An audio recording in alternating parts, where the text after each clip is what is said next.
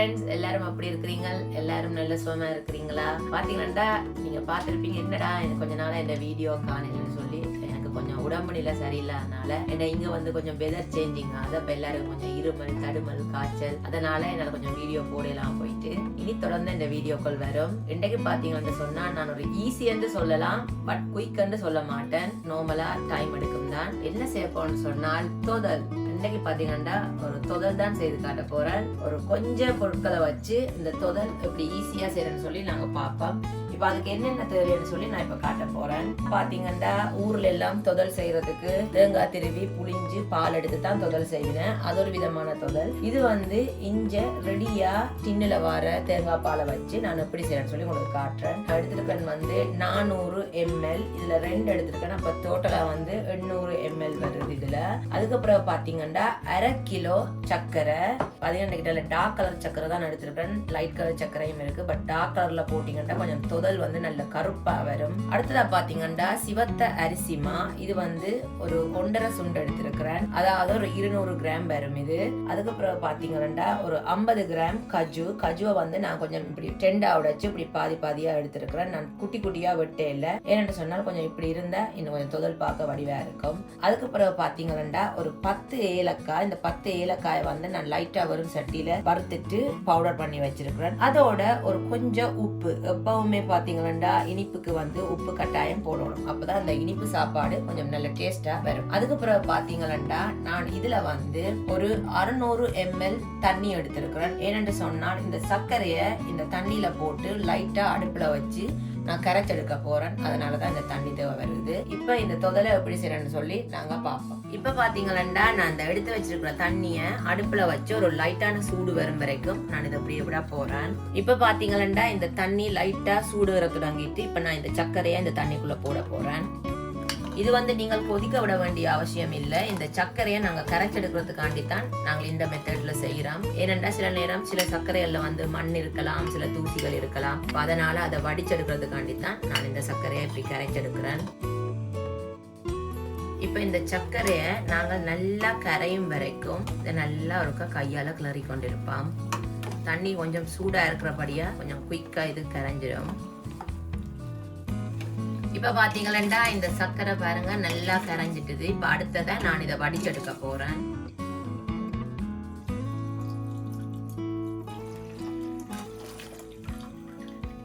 இப்ப பாத்தீங்கன்னு சொன்னா நான் இந்த சர்க்கரைய கரைச்சு நல்லா வடிச்சு வச்சிருக்கிறேன். இப்ப இதுக்குள்ள நான் எடுத்து வச்சிருக்கிற இந்த டின் கோகனட் பால், அதாவது ரெடியா வர இந்த தேங்காய் பாலை, இது வந்து கொஞ்சம் திக்கா இருக்கு. காரணம் வந்து இது நல்ல திக்கான கிரீமியான தேங்காய் பால், அதனாலதான் திக்கா இருக்கு. இப்ப இதுல போட்டு இதை கரைக்கக்குள்ள அது ஓகே ஆயிடும். இப்ப பாத்தீங்கன்னா இதை நான் இதுக்குள்ள விட போறேன். திடீரென்று தொதல் செய்ய விரும்பின ஆட்களுக்கு இது ஒரு ஈஸியான மெத்தட். தேங்காய் திருவி புளிஞ்சு கொண்டிருக்க தேவையில்லை. இப்ப மற்ற தேங்காய் பாட்டின்னு இதுக்குள்ள நான் விட போறேன். பாருங்க அவ்வளவு நல்ல திக்கா இருக்கு.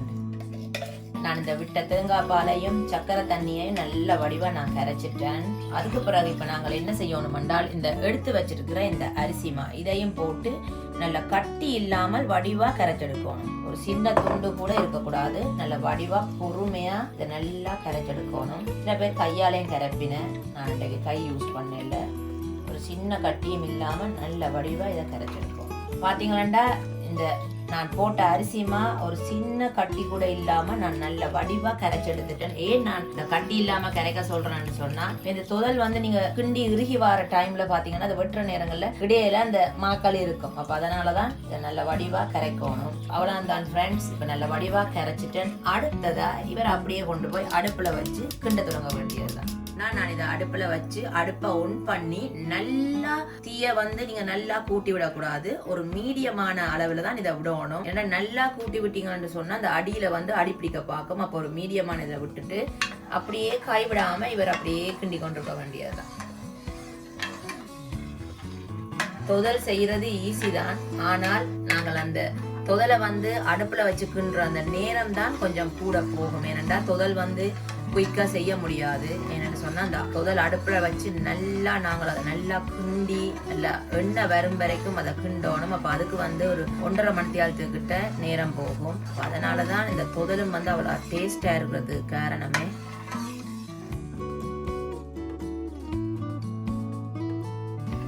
இப்ப பாருங்க இந்த தொதல் மா வந்து கொஞ்சம் லைட்டா எறி கொண்டு வர தொடங்கிட்டுது. இன்னும் ரெடி இல்லை, இன்னும் டைம் எடுக்கும்.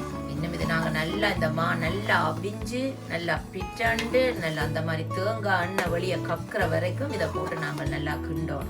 இப்பவே என்னுடைய வீடு முழுக்க நல்ல தொதல் கடை மாதிரி நல்ல வாசம் கொண்டு வர தொடங்கிட்டுது.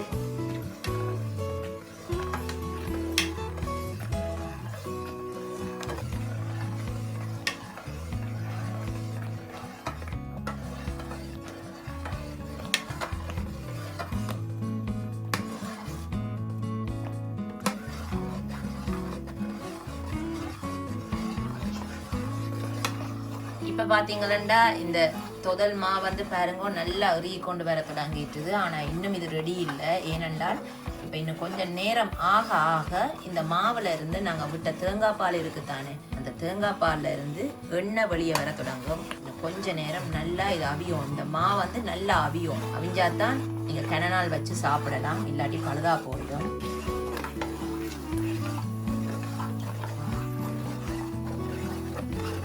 பாருங்க ஃப்ரெண்ட்ஸ், இப்ப லைட்டா எண்ணெய் வர ஆரம்பிக்குது. இதுதான் வரணும், அப்பதான் நல்ல ஒரிஜினல் தொதல் டேஸ்ட்டுக்கு உங்களுக்கு தொதல் வரும். இப்ப நல்லா பாருங்க அந்த சைட் எல்லாம் எண்ணெய் பிரிய ஆரம்பிக்குது. இப்ப இந்த டைம்ல நான் என்ன செய்ய போறேன்னால், நான் இந்த எடுத்து வச்சிருக்கிற இந்த ஏலக்காய் பவுடரும் இந்த எடுத்து வச்சிருக்கிற இந்த உப்பையும் நான் இதோட போட்டு நல்லா கலக்க போறேன். நல்லா கலந்து விடுவாங்க. நீங்க கேட்கலாம் ஏன் முதல்ல ஏலக்காய் பவுடர் போடலன்னு சொல்லி. எப்பவுமே ஏலக்காய் வந்து கொஞ்சம் கடைசி நேரம் போட்டா தான் அந்த அதுல வாசம் வந்து இந்த சாப்பாட்டுல நல்லா நின்று கொடுக்கும்.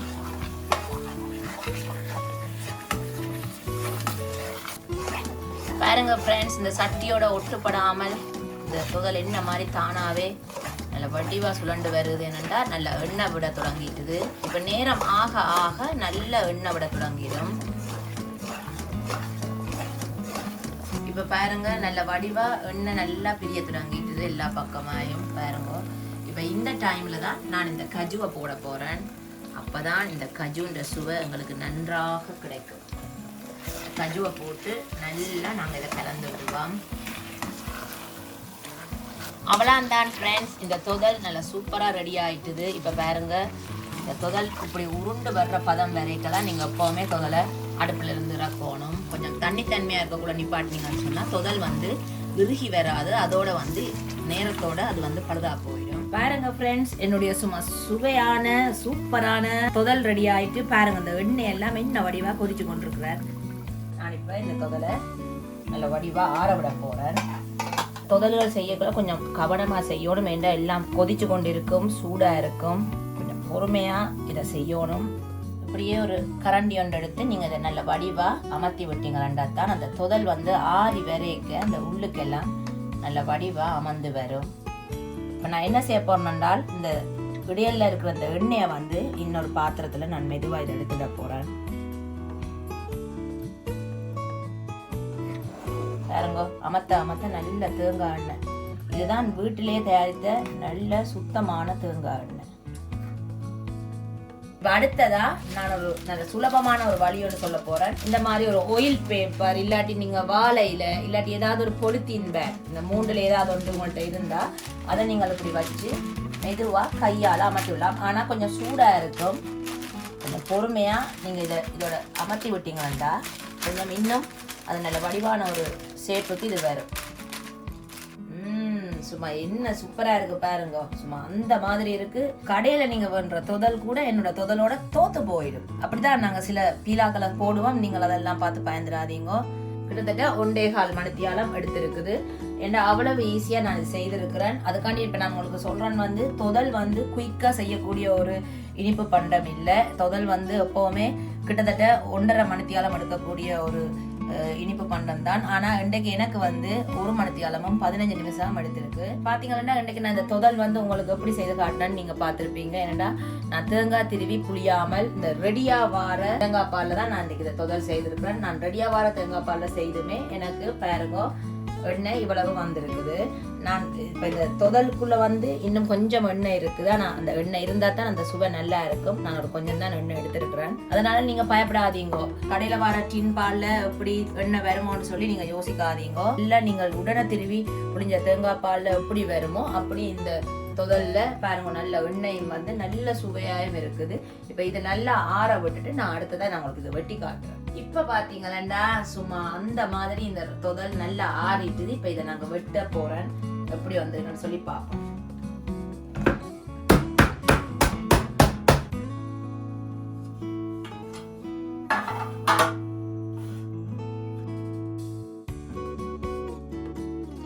பார்த்தீங்கன்னா இந்த தொதல் வந்து நல்லா ஆறினபடியா வெட்டுறதுக்கு நல்ல ஈஸியா இருக்கு. எப்பவுமே தொதல் நல்லா ஆறணும், அப்பதான் வெட்ட கொஞ்சம் ஈஸியா இருக்கும்.